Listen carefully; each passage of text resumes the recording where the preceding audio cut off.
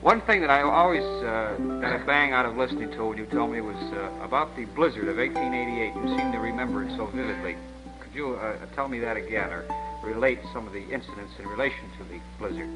I remember a great many things of the blizzard of 1888. At that time, I was employed in the M.W. Down Printing Company at North Main Street. And the blizzard started Sunday night about 8 o'clock.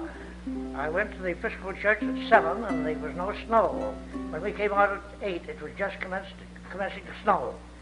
I got up I lived over at Barrett's plumbing shop down by the park. And we got up in the morning. I started for the shop, for the printing office. The snow was about a foot deep, but it was very fluffy, very easy to go through.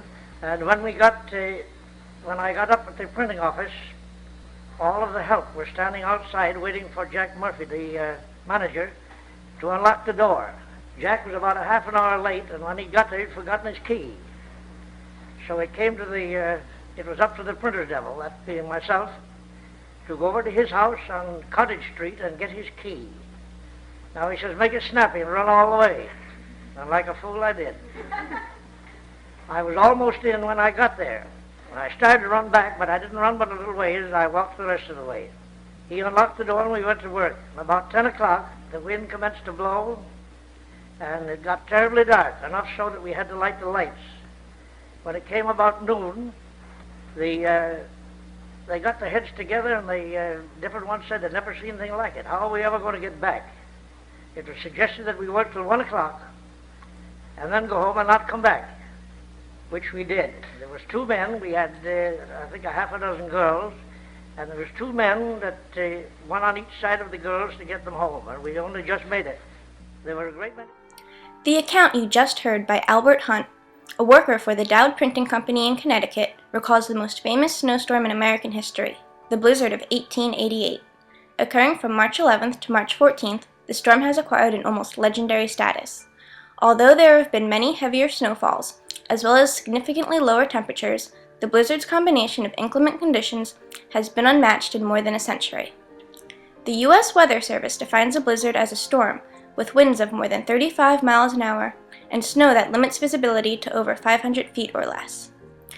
A severe blizzard is defined as having winds exceeding 45 miles an hour, visibility of a quarter mile or less, and temperatures of 10 degrees Fahrenheit or lower.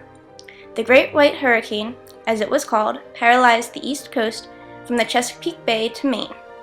Telegraph and telephone wires snapped, isolating New York, Boston, Philadelphia, and Washington for days.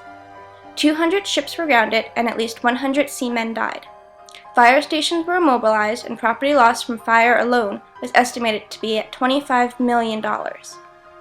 Overall, more than 400 deaths were reported. The days leading up to the blizzard were unseasonably mild, with temperatures in the 40s and 50s along the East Coast.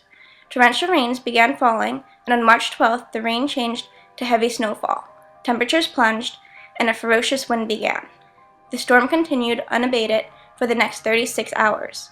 Sources vary, but National Weather Service estimates that 50 inches of snow fell in Connecticut and Massachusetts, and 40 inches covered New York and New Jersey. Winds blew up to 48 miles an hour, creating snowdrifts 40 to 50 feet high. The resulting transportation crisis led to the creation of the New York subway system, approved in 1894 and begun in 1900.